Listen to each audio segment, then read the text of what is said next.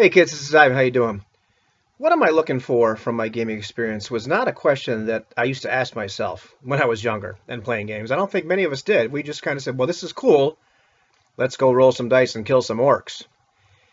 Nowadays, I find myself asking this a little bit more. The video series I've been doing on how to play Lamentations of the Flame Princess and other OSR games, retro clones, has been kind of instructive. I've been thinking about some of these subjects anyway, but actually taking a game apart and dissecting it and looking at it really had me thinking. Yeah, if you've never done that, go ahead and do that. It's kind of, especially if you're trying to explain it to somebody else, really kind of gives you a look at yourself more than the game in a lot of cases. Like, what do you want? What are you looking for from the experience?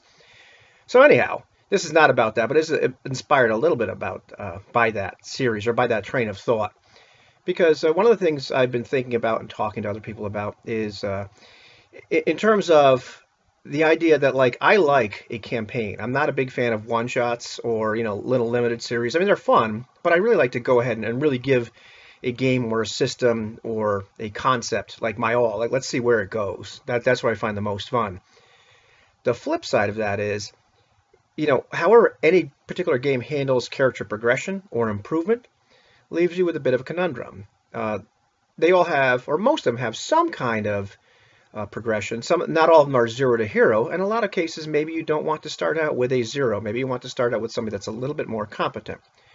Regardless of where you want them to start out or what kind of competence level you're looking for, there's a point where you've kind of left the sweet spot of competence for you, where the character has become too superheroish because you've played them long enough in a campaign that they've improved in one way or another. And it doesn't matter if it's a class and level-based game or if it's a skill-based game. You keep on doing stuff and gaining experience by doing whatever it is the game rewards.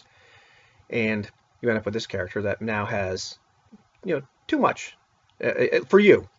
And, I was talking to Runeslinger and some other people about their sweet spots.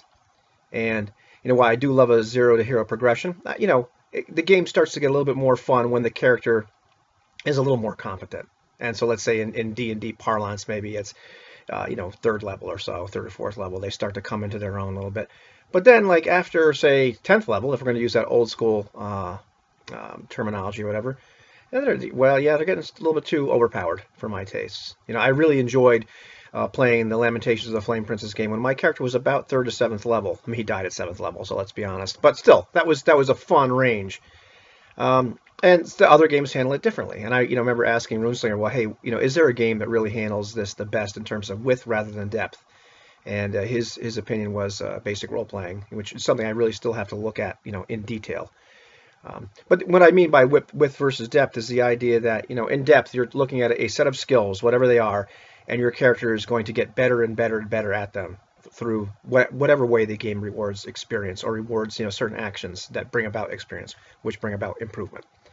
And so eventually they go literally from zero to hero or from competent to hero, as opposed to some kind of width where there might be a broader range of skills or abilities or things that your character can pursue, but they all stay within, I want to say like human level, but realistic, or something that at least mechanically is fun, where you have a pretty good chance of doing whatever it is you're trying to do. However, it's not a sure thing.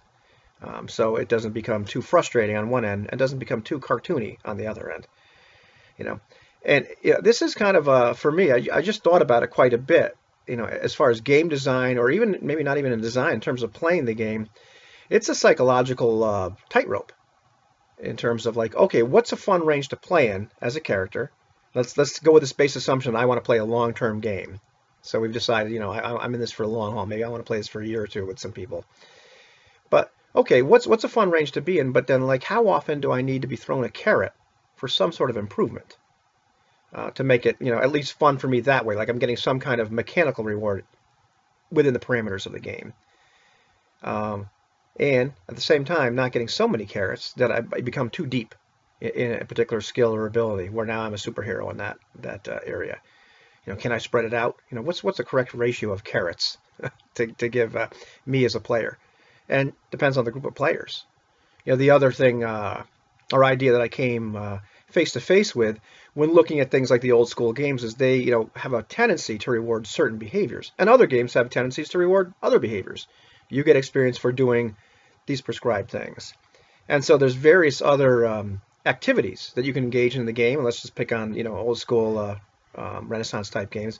Well, the major canon things you get rewarded for are getting treasure, or tricking or killing or defeating adversaries and monsters.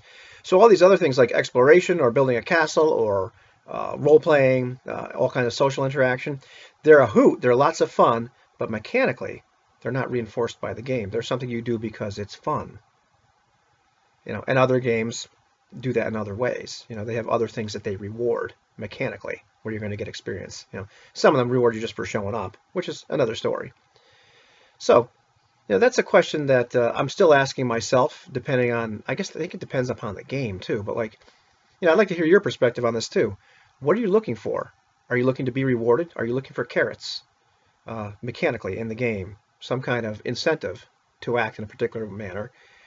Are you looking just to have fun and you really don't care about the mechanical incentives? And when they do show up, let's say a game that you're playing incentivizes what you like to do. How fast do you want those rewards to come? Do you not want them to come too fast? Do you want your carrots? Do you want to get some kind of mechanical goodies for doing the right thing, or doing, whatever the correct thing the game prescribes is the right thing? What kind of sweet spot do you have for a character in terms of competence level? And if you want to play a long-term campaign, is the reward system of the game going to mess that up for you? So give me your perspectives and experiences and thoughts. Something I'd really like to hear about. Have a good one.